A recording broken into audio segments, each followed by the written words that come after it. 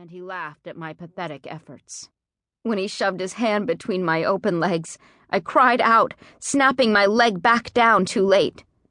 I heaved and squirmed, first thinking to dislodge him, and then, realizing I was no match for his size, I started to beg.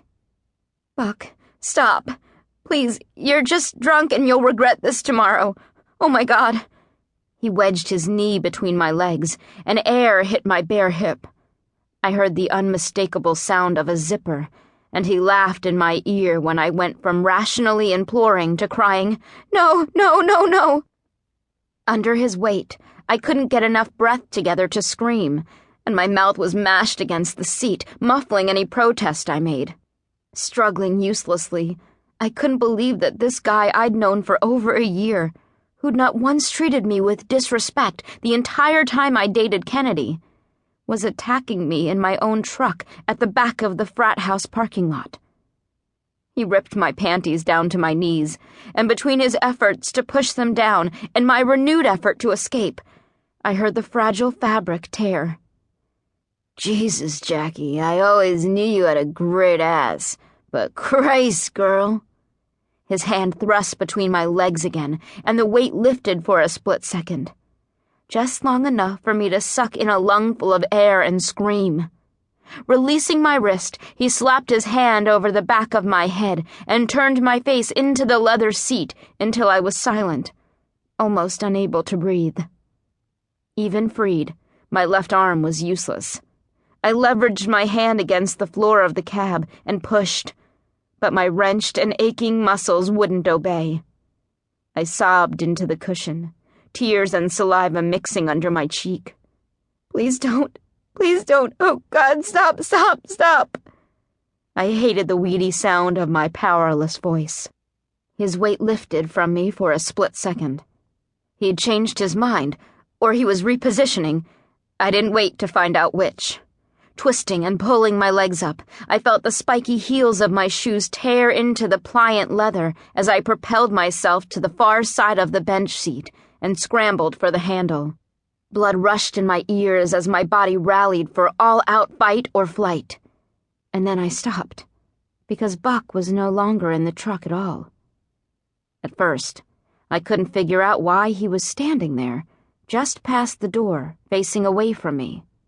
And then his head snapped back. Twice. He swung wildly at something, but his fists hit nothing. Not until he stumbled back against my truck did I see what, or who, he was fighting.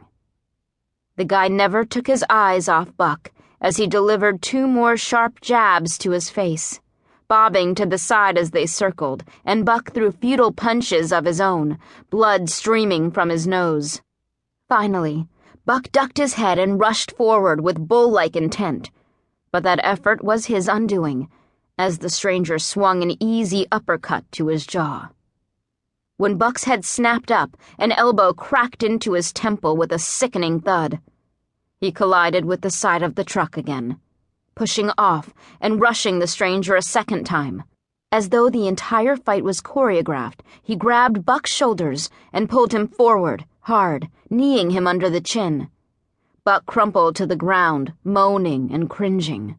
The stranger stared down, fists balled, elbows slightly bent, poised to deliver another blow if necessary. There was no need.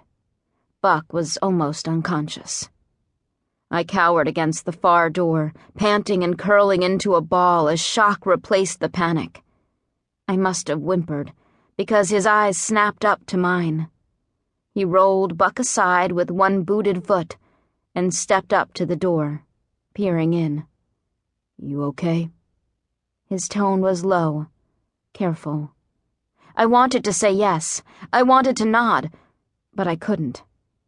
I was so not okay. "I'm gonna call 911.